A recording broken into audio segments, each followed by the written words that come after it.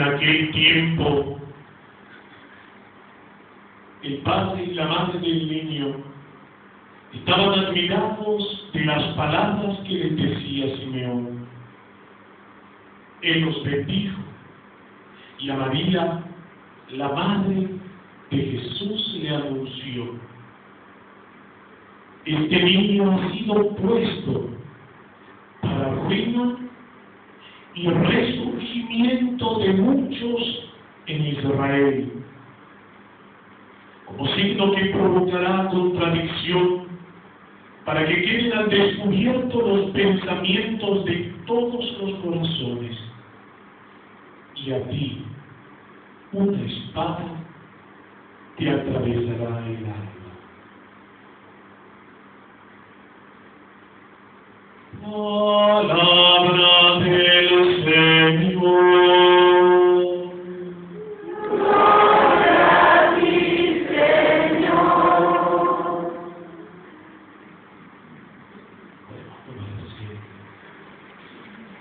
Ave María Purísima, en el nombre del Padre y del Hijo y del Espíritu Santo. Hace un tiempo me tocó ver un video que me impactó muchísimo, y después empecé a buscar otros similares. Me causó mucha admiración y hasta casi medio de la duda de si lo que estaba anunciando era un error doctrinal.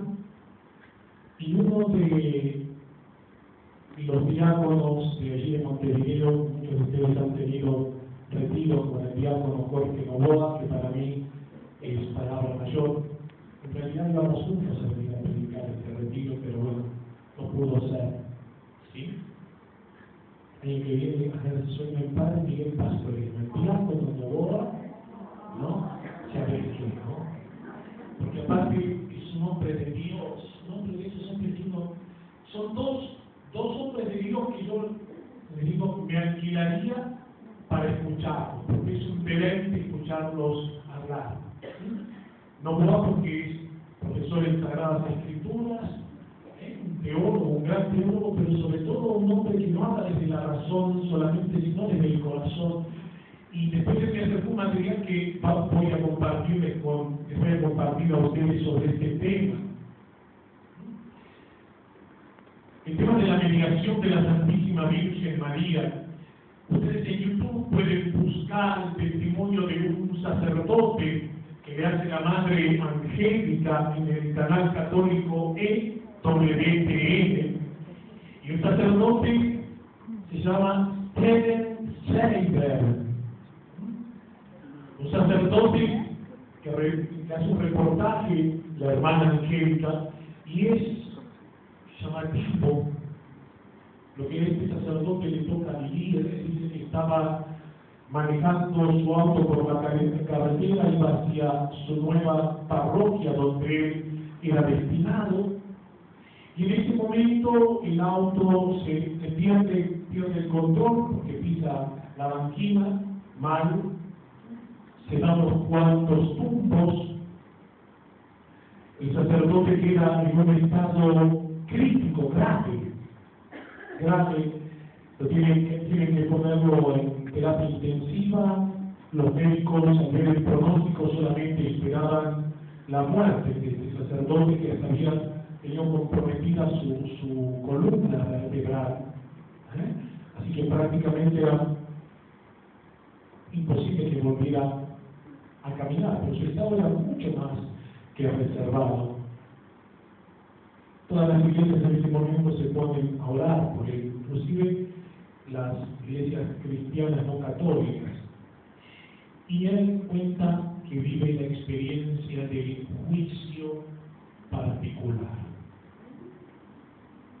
Hay varios testimonios muy fuertes. Si se animan a leer, si se animan a escucharlos en YouTube, uno es el testimonio de la doctora Gloria Polo, otro es del padre Cancelado y otro de este. Yo llegué a la conclusión de lo que decía Santa Teresa de Ávila la Grande, es cierto, en una visión dice, y el Señor me mostró que muchos cardenales, muchos señores cardenales, obispos y sacerdotes iban camino al infierno.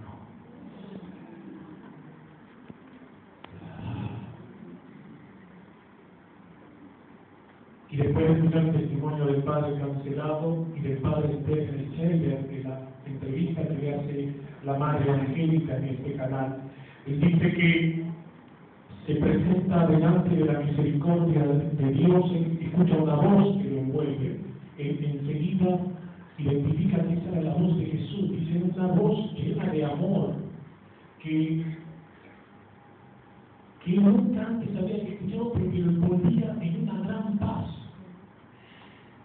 Y en ese momento de lo que él vive llama su muerte, la muerte clínica, creo que muchas personas la han experimentado. No sé si uno de ustedes me dijeron, padre, volví de nuevo, yo varios acá, me dijeron estos días, volví de nuevo, bueno, ¿cuál será la misión de los que han vuelto de nuevo, no? Pero bueno, él vive esa experiencia y dice que en un momento el Señor le muestra toda la película de su vida, tanto el padre Cancelado como el padre Scheller. Y dice que cuando el Señor le muestra, no acusándole, sino por amor toda su vida, él en ese momento, delante de la presencia de Dios, cae en la cuenta que no había amado lo suficiente, que había sido un sacerdote para sí, un sacerdote que consideraba muchos buenos, pero para no perder la popularidad había cosas y verdades que prefería no hablarlas para no incomodar a nadie. Pero porque uno quiere caer en popularidad a veces y omite ciertas cosas que son graves. Y el ministro de Cristo, el sacerdote, no debe buscar la aprobación de nadie, debe buscar ante todo la gloria de Dios. Y por amor a los hermanos, aunque muchos hermanos a veces desprecien esas verdades, tiene que anunciarlas. Una vez que yo anuncio la verdad, cada uno cree o no, pero yo ya delante de Dios, mi misión, lo que tenía que decir, lo dije. Y a veces omitimos ciertos temas que no queremos tocar justamente por eso. Y que el Señor había mostrado toda su vida, y en un momento después de mostrarle toda su vida, dice que esa misma voz le vuelve a hablar. Y esa voz llena de amor le dice, mi sentencia es el infierno.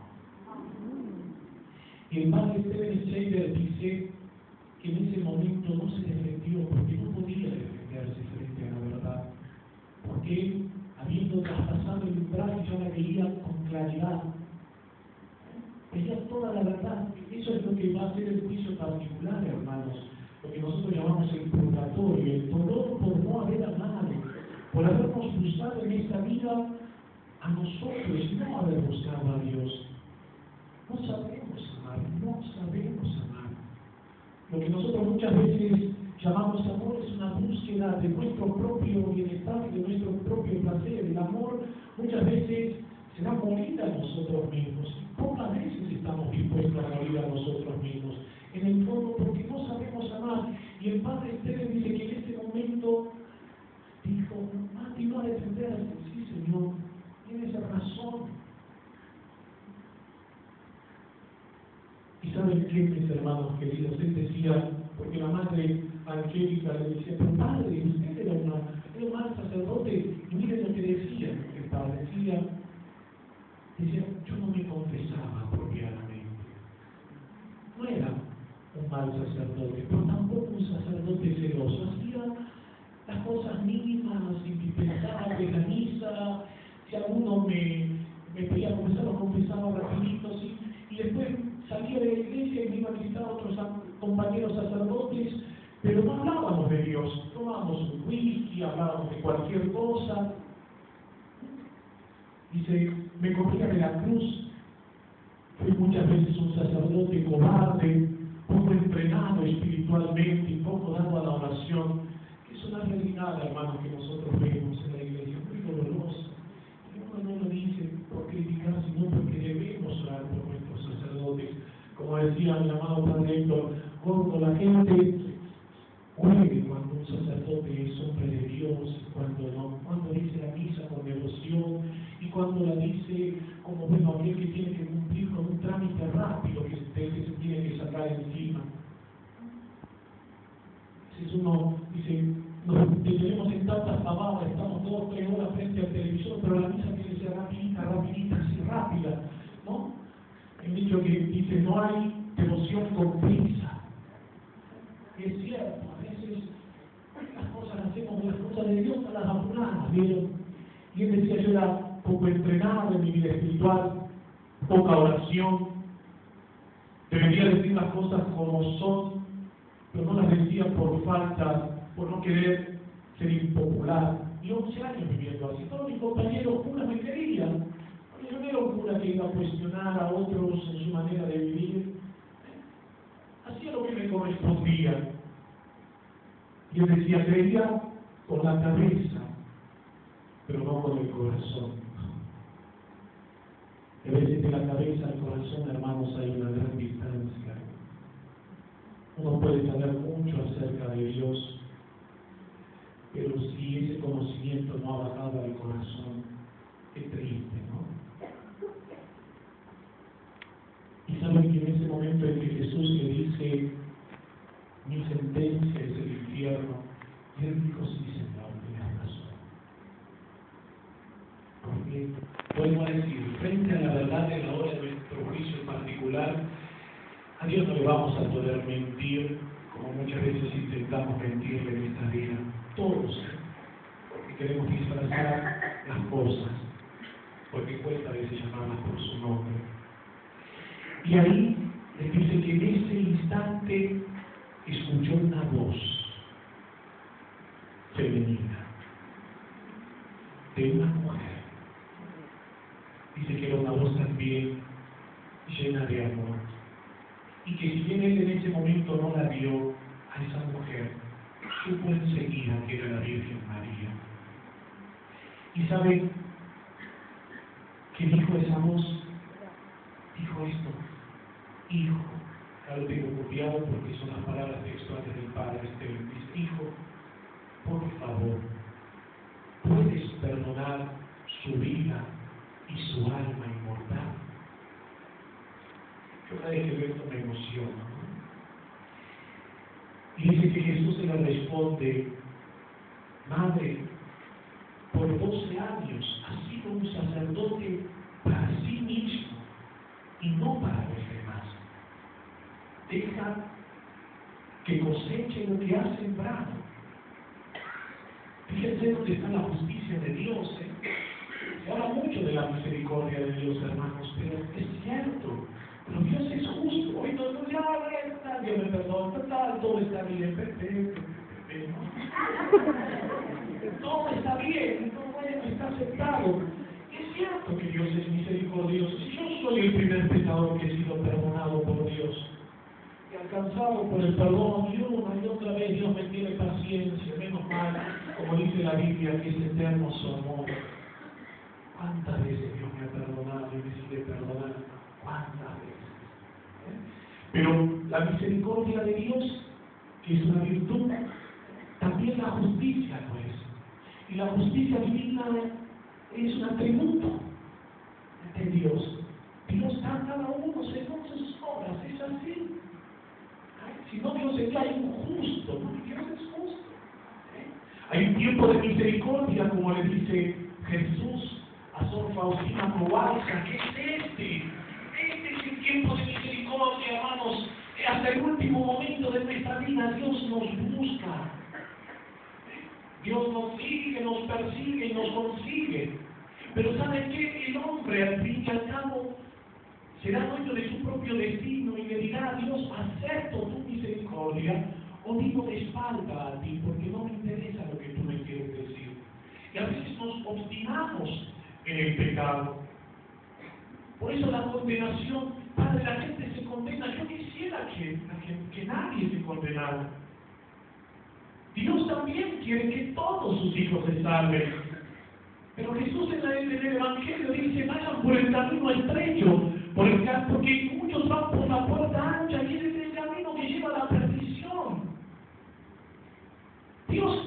todos los hombres se salven, pero el hombre será al fin y al cabo dueño de su destino final. Y fíjense, miren, de nuevo interviene esa voz. Padre, por 12 años ha sido un sacerdote para sí mismo y no para los demás ni para mí. Deja que coseche lo que ha sembrado. Y fíjense de nuevo esta voz femenina interviene y dice: si le damos gracias especiales, entonces veamos si da fruto. Y termina diciendo la Virgen: si no, que se haga tu voluntad.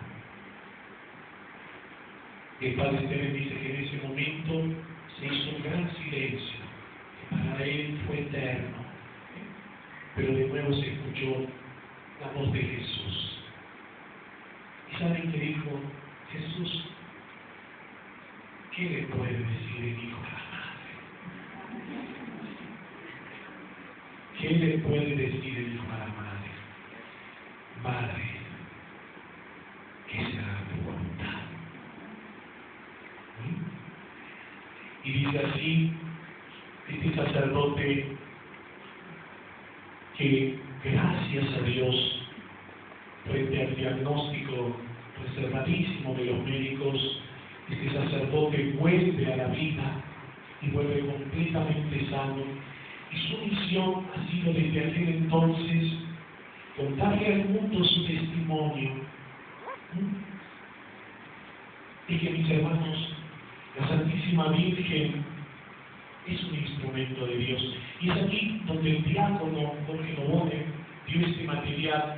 Qué importante es leer la vida de los santos, porque a veces, frente a tantas palabras que hay dentro de la iglesia, ¿vieron? Porque todo es light en la iglesia, ¿vieron? Así como tenemos la mayonesa light, los otros días me regalaron chocolate light, dulce de leche light. Yo no sé si es light, porque como engordo. Pasa que me regalan un pote de medio kilo y me entiendo, yo como el light y como el pote. ¿Vieron? No, uno o 2 cucharaditas, sí. Ya después, la balanza después no te miente, ¿viste?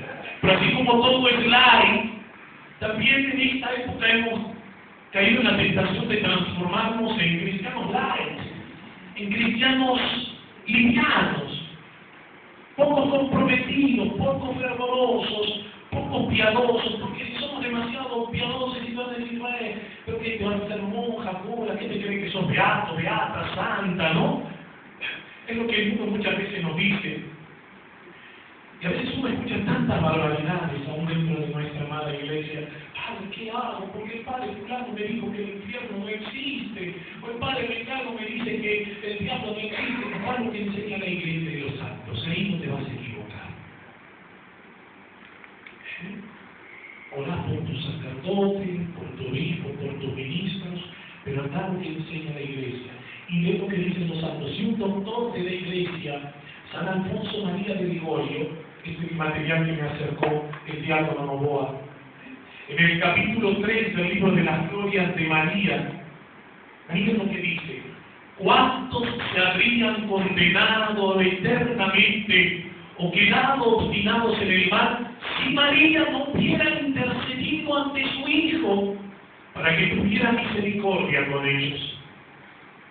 Así lo dice Tomás de Kempis, y es el parecer de muchos teólogos, sobre todo de Santo Tomás, que a personas aparentemente muertas en pecado mortal, la Madre de Dios le obtuviera del Señor que suspendiera la sentencia, escuchen bien, y revivieran para hacer penitencia.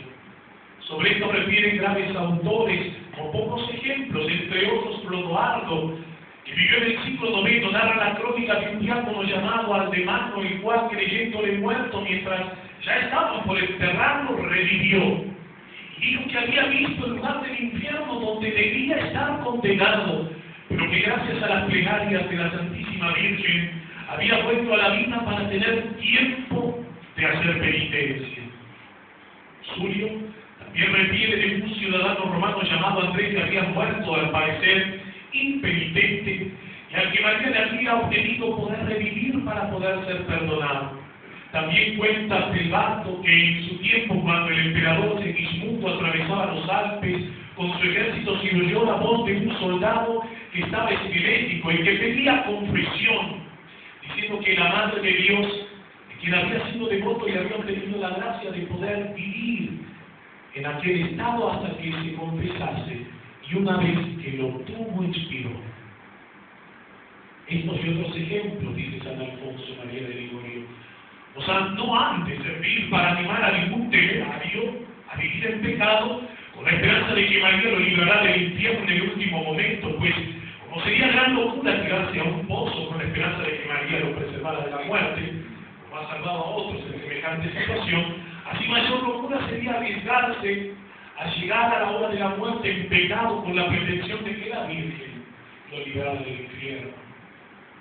Por eso estos ejemplos, dice, que sirvan para reavivar nuestra confianza, que la intercesión de esta Madre Divina ha podido librar del infierno aún aquellos que parecían haber muerto en pecado, cuanto más poderosa para impedir que caigan en el infierno los que durante su vida recurren a ella con intención de humildarse y fielmente la sirven.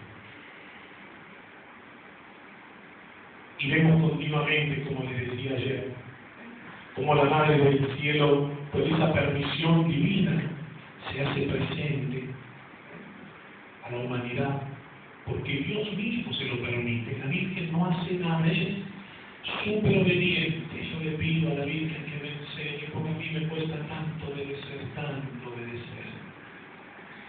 Porque a veces hay superiores que digo, Señor, ilumínalos, elimínalos, ¿no?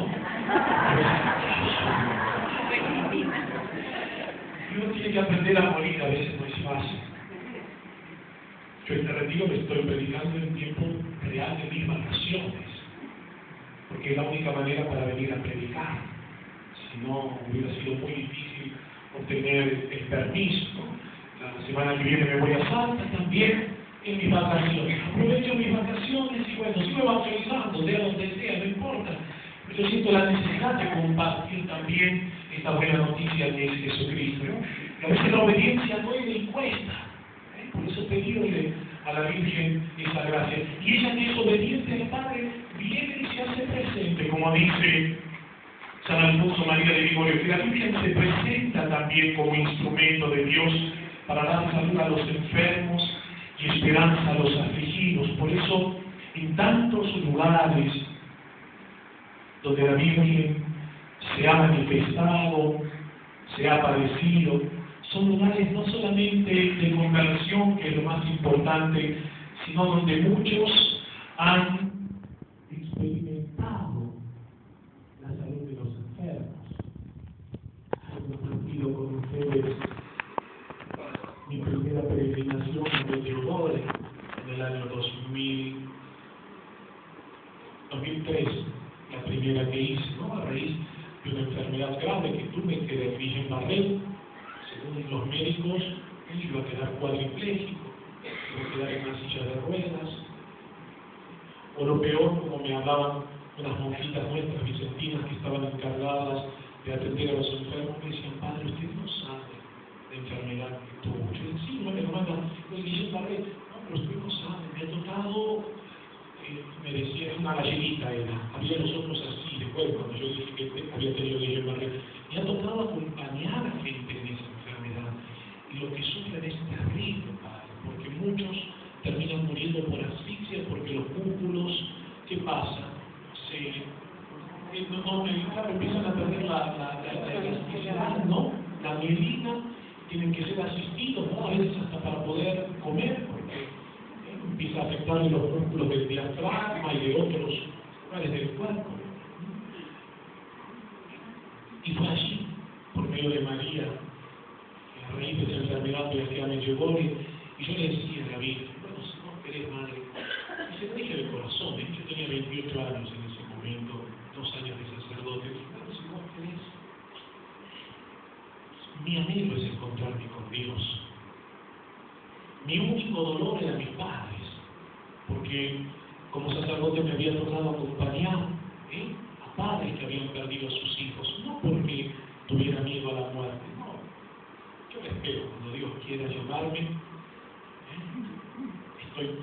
feliz con el equipaje liviano de mano, ya no con las valijas porque ya no tengo demasiado, ¿no? Con el equipaje de mano ahí para cuando el Señor llame.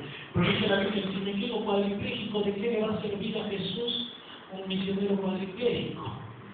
Y entonces, como hijo, le dice la Virgen con claridad, mira, madre, pedirle a Jesús que me cure, y el tiempo de vida que tu hijo quiera para mí, me voy a dedicar a anunciarlo a él. Y acá me tiene.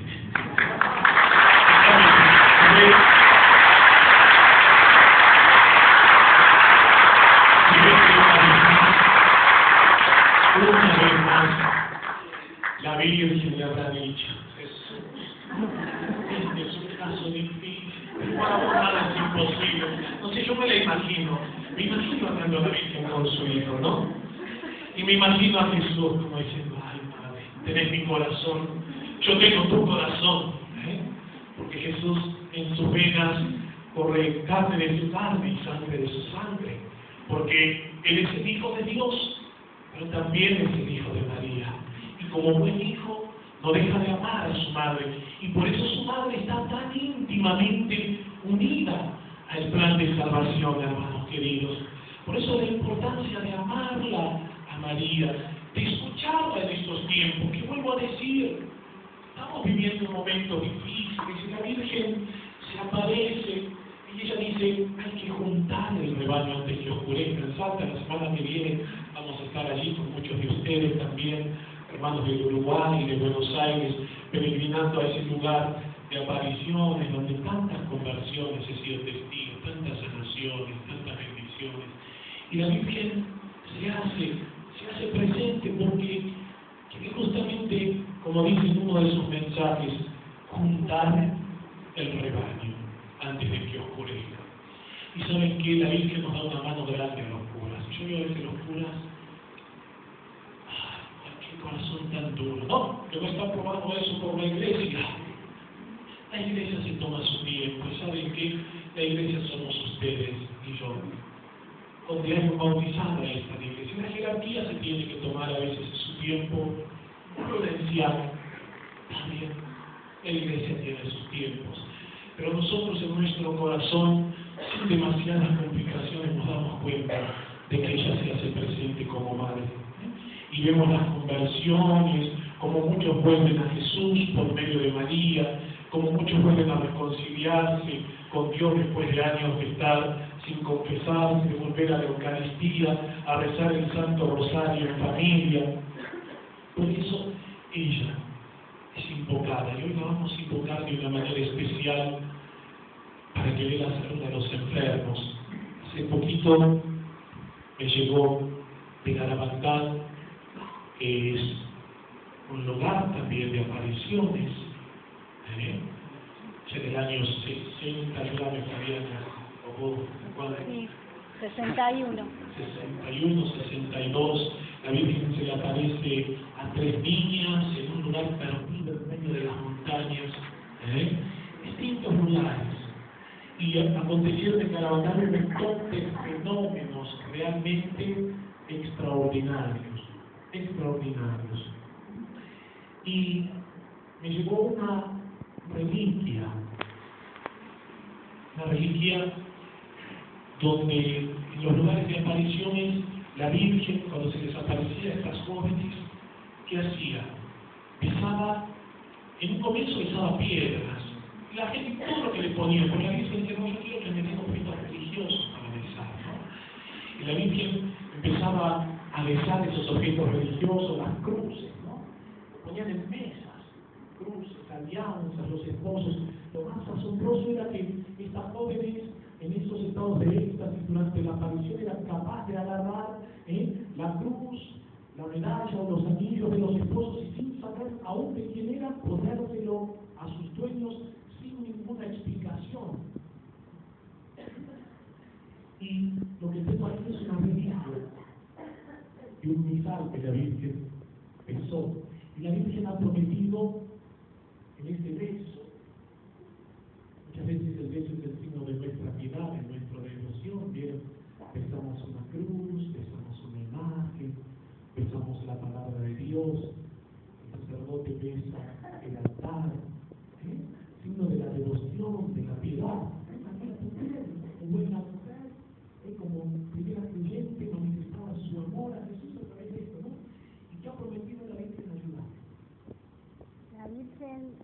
Jesús prometió que a través del beso que su madre daba a esos objetos iba a realizar prodigios, iba a derramar grandes gracias y bendiciones a aquellos que les tuvieran alguna devoción. Bien. La Virgen manifiesta eso en aquellos que besaran esos objetos, porque Jesús se lo había transmitido, ¿no? Con devoción, grandes gracias y beneficios. Prodigios, usa esta palabra. Grandes prodigios. Y el prodigio más grande, hermanos, es un problema de salud, si te pudiera curar, no quiere curar nadie. El prodigio más grande, cuando Dios toque tu corazón, o cuando tú te dejes alcanzar por su amor, cuando tú te vuelvas a Él de corazón, ese es el prodigio más grande. Que Dios te dé la salud, claro. Vamos a orar ahora por la salvación, por la sanación física. Y vamos a hacer una unción que se llama extrasacramental. Vamos a bendecir ahora por la intercesión de la Virgen y a pedir la bendición de estos óleos. El padre Agustín Sánchez, un sacerdote jesuita carismático de Chile, los óleos. Decía él: yo veía que muchos años me sobraban los óleos que el obispo bendecía el Jueves Santo en la catedral. Y dice que se le ocurrió una idea. ¿Qué hacer con esos óleos? Nosotros los sacerdotes ordinariamente los tenemos que quemar una vez que se dejan de utilizar. Pero él tuvo una idea. Dice, empezó a unir esos tres óleos, el óleo de los enfermos, para pedirle al Señor la salud para los enfermos, el óleo de los catecúmenos, por medio de ese óleo y con la fuerza del Espíritu Santo, el Señor fortalece a aquellos que están en combate espiritual, y el santo crisma, es el óleo con el que nosotros fuimos ungidos en el día del bautismo y el día en que los sacerdotes, al consagrarnos a Dios, el obispo consagró con ese óleo bendito nuestras manos. Entonces el padre decía, yo junto esos óleos y lo uso como una unción extrasacramental, nada que ver con la unción de los enfermos. Él le llama el cóctel. Viste que existe cóctel para todo, bueno, ese es el cóctel, power. Hasta power, mi power, algo así. No estoy haciendo propaganda, de power. Sí, soy medio bestia y de power.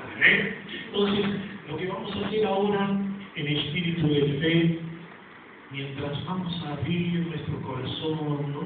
Y a orar por todos los enfermos, vamos a pedir la intercesión de la Santísima Virgen María, para que por la fuerza del Espíritu Santo, por medio de esta unción extrasacramental. ¿Por qué extrasacramental? Porque no tiene nada que ver con la unción de los enfermos. Lo vamos a usar para los enfermos, las hermanas nos van a ayudar en este momento de unción, pedir por la intercesión de María, por la fuerza del Espíritu Santo, la salud para todos aquellos que se han ungido, todos. ¿Por qué? Porque algunos quizás no podrán recibir la unción o no estén preparados, pero los sacramentales se pueden usar todos los bautizados. ¿Amén? Amén. Después, si me sobra un poquitito y lo quieren, les regalo algunos, no me va a alcanzar para todos ahí. Pero bendecimos los óleos para los enfermos, que lo vamos a bendecir mañana en la misa para llevarlo como sacramental.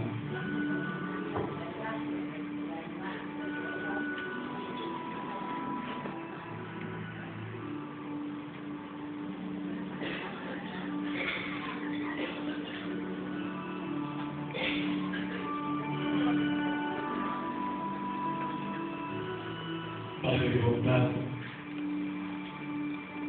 porque por medio de María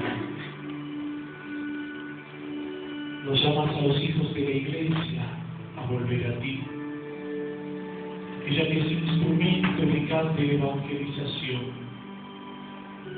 Ella es invocada en la Iglesia como la salud de los enfermos. Haz que por su mediación amorosa y maternal, todos los enfermos que sean ungidos con este óleo extrasacramental experimenten por la salud de ella tu bendición, su paz, la sanación. Madre Purísima, tú que en Garabandal manifestaste al mundo tu amor de madre, nos has llamado a la conversión. Tú que por permisión divina te manifestaste con signos y prodigios portentosos, pedimos que tu bendición amorosa y maternal descienda sobre estos óleos y sobre todos aquellos que sean ungidos con los mismos. Amén. Amén.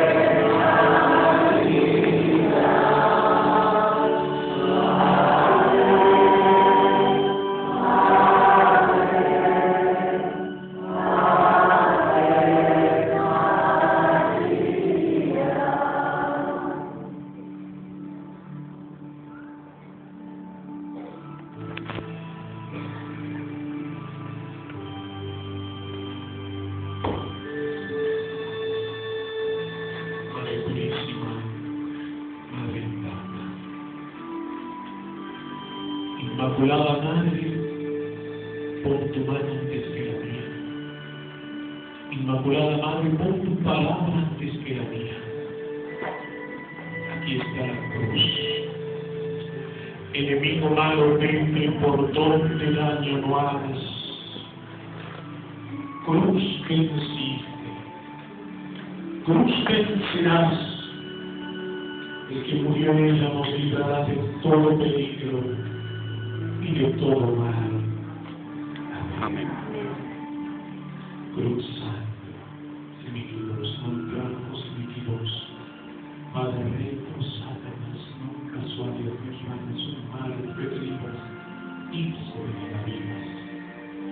Espíritu maléfico, te ordeno, en el nombre de nuestro Señor Jesucristo, cualquiera que sea tu nombre, espíritu de ruina, espíritu de enfermedad, espíritu de división, espíritu de lujuria, espíritu de desesperación, espíritu de muerte,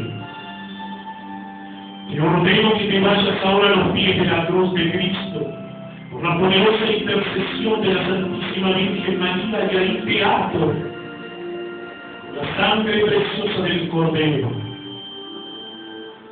con el rosario bendito de la Inmaculada Madre. te quedas hasta que el Señor disponga de ti. Oh Señor, derrama por la intercesión amorosa y maternal de la Santísima Virgen María en esta Eucaristía el don de la salud sobre todos aquellos que sufren en el cuerpo y en el alma. Haz que experimentemos su poderosa y maternal intercesión, aquella que tú elegiste para ser fiel colaboradora tuya. Mira tantos enfermos, tantos hermanos que padecen en el cuerpo y en el alma. Tú conoces sus dolencias, tú conoces, Señor, sus dolores, tú conoces la noche oscura por la que muchos de tus hijos están pasando. Que reciban consuelo, que reciban tu paz,